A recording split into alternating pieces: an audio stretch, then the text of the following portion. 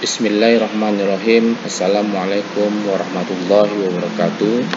Puji syukur kepada Allah Subhanahu wa taala yang mana kita dapat diberikan kesehatan, nikmat iman dan bisa melaksanakan aktivitas kita sehari-hari.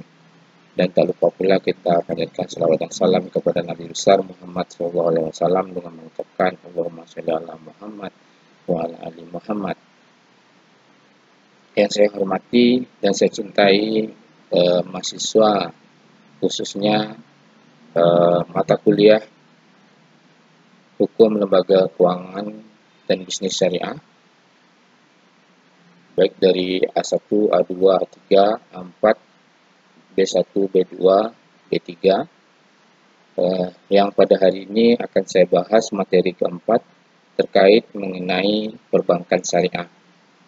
Adapun pembahasan mengenai perbankan syariah sendiri, pembahasannya yang kita pelajari pada hari ini yaitu organisasi bank syariah, yang kedua adalah hubungan dengan Bank Indonesia, yang ketiga perbedaan bank umum dengan bank syariah, selanjutnya adalah unit usaha syariah, yang terakhir adalah produk-produk perbankan syariah. Baik, kalau kita lihat dari latar belakang ini bahwa sesungguhnya pada awalnya perkembangan perbankan dikenal dengan bank umum, ya, di mana disebut dengan perbankan. Jadi kalau kita ambil pengertiannya bahwa perbankan ini adalah salah satu motor penggerak ekonomi nasional. Di perbankan bank ini adalah badan usaha yang menghimpun dana dari masyarakat dalam bentuk simpanan dan penyalurkannya kepada masyarakat dalam bentuk kredit dan untuk bentuk-bentuk lainnya dalam rangka meningkatkan taraf hidup rakyat banyak. Jadi Indonesia mulai melakukan deregulasi perbankan ini pada tahun 1983. Jadi saat itu Bank Indonesia atau disingkat dengan BI ini memberikan keleluasaan kepada bank untuk menetapkan suku bunga. Jadi pemerintah berharap dengan kebijakan deregulasi akan menciptakan kondisi bank yang efisien dan kuat dalam menopang perekonomian. Jadi masih pada 1983 pemerintah Indonesia ini berencana menerapkan sistem bagi hasil dalam kreditan yang merupakan konsep dari perbankan syariah. Kalau kita tarik dari perbankan syariah itu sendiri, bahwa perbankan Islam ini ya, ini adalah suatu sistem perbankan yang melaksanakan berdasarkan hukum Islam atau syariah. Ya. Jadi pembentukan sistem ini berdasarkan adanya larangan dalam agama Islam. Jadi untuk meminjam atau memungut pinjaman dengan menggunakan bunga pinjaman atau riba, ini setelah larangan untuk berinvestasi pada usaha-usaha yang bersifat haram. Yang kita bahas mengenai lembaga keuangan Islam dan syariah. Ya. Bahwa sesungguhnya dalam pelaksanaannya itu tidak bisa bertentangan dengan ajaran-ajaran Islam dan syariah yang sesuai dengan Al-Quran dan Sunnah. Oke, kalau kita lihat dari akhir 5 tahun ini pemerintah mengeluarkan paket kebijakan deregulasi perbankan ya 1988 atau disingkat dengan Fakto 88 ya. Jadi yang membuka kesempatan seluas-luasnya untuk bisnis perbankan dalam menunjang pembangunan ya, namun lebih banyak bank konvensional yang berdiri. Tapi beberapa usaha perbankan yang bersifat daerah berasaskan syariah juga mulai bermunculan.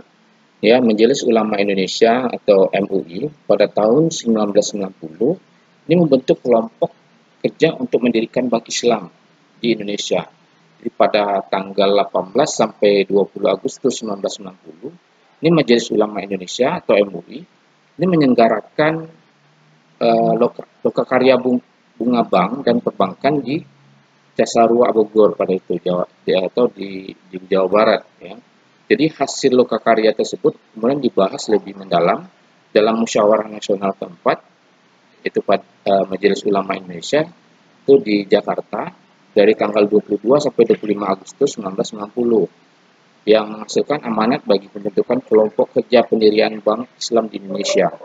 Jadi kelompok kerja dimaksud adalah tim perbankan MUI dengan memberi tugas untuk melakukan pendekatan dan konsultasi dengan semua pihak yang terkait. Kalau kita lihat dari sebagai hasil kerja tim perbankan MUI sendiri, itu adalah berdirinya bank syariah pertama di Indonesia, yaitu pada PT Bank Muamalat Indonesia atau PMI.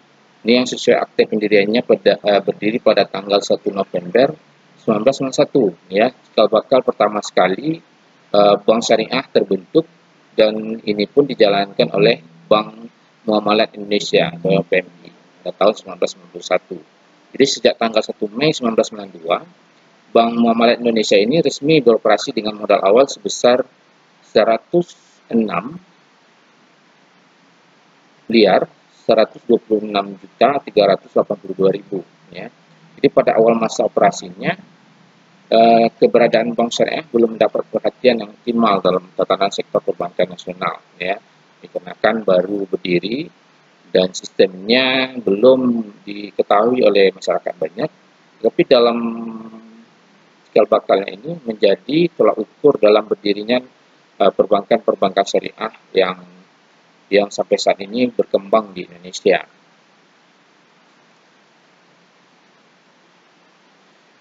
Kalau kita lihat landasan hukum operasi bank yang menggunakan sistem syariah, ini saat ini hanya diakomodir dalam salah satu ayat tentang bank dengan sistem bagi hasil, itu pada Undang-Undang Nomor 7 Tahun 1992, ya, bahwa tanpa rincian landasan hukum syariah serta jenis-jenis usaha yang diperbolehkan. Jadi pada tahun 1998, ini pemerintah dan Dewan Perwakilan Rakyat, ya, atau DPR, ini melakukan penyempurnaan Undang-Undang Nomor 7 1992 tersebut menjadi Undang-Undang Nomor 10 Tahun 1998. Jadi yang secara tegas menjelaskan bahwa terdapat dua sistem dalam perbankan di tanah air, yaitu dual banking system, ya, yaitu sistem perbankan konvensional dan sistem perbankan syariah. Jadi yaitu sistem perbankan ini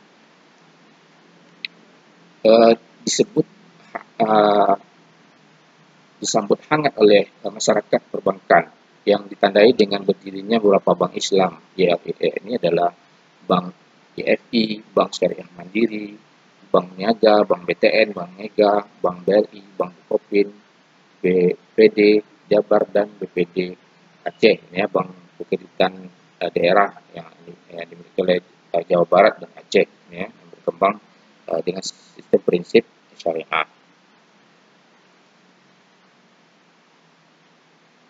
Kita masuk organisasi bank syariah, ya. Pengorganisasian adalah meletakkan tujuan dan sasaran yang telah dirancangkan ke dalam tindakan melalui penetapan kebijakan dan proses. Itu termasuk pengadaan fungsi pendukung dan penyebaran layanan melalui struktur organisasi. Kesuksesan dalam bisnis itu tergantung pada kemampuan pengelola atau pemimpinnya. Jadi lembaga yang melatih para karyawannya dan menata organisasi dengan sistem pelayanan yang baik dan efisien, ya. Jadi Dewan Komisaris berwenang dan bertanggung jawab untuk membentuk persetujuan atas kebijakan pembiayaan dan rencana pembiayaan tahunan, ya, termasuk pembiayaan kepada pihak-pihak terkait dan nasabah-nasabah besar tertentu yang dituangkan dalam rencana kerja bank. Jadi direksi bertanggung jawab atas penyusunan kebijakan dan rencana pembiayaan dituangkan dalam rencana kerja dan memastikan bahwa kebijakan itu tidak bertentangan dengan prinsip-prinsip syariah, ya.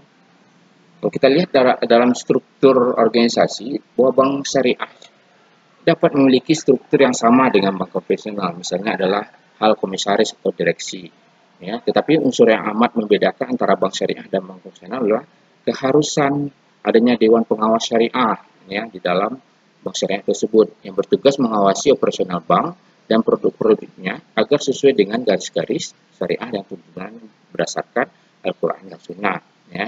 Jadi Dewan Pengawas Syariah ini biasanya diletakkan di posisi setingkat dengan komisaris pada setiap bank.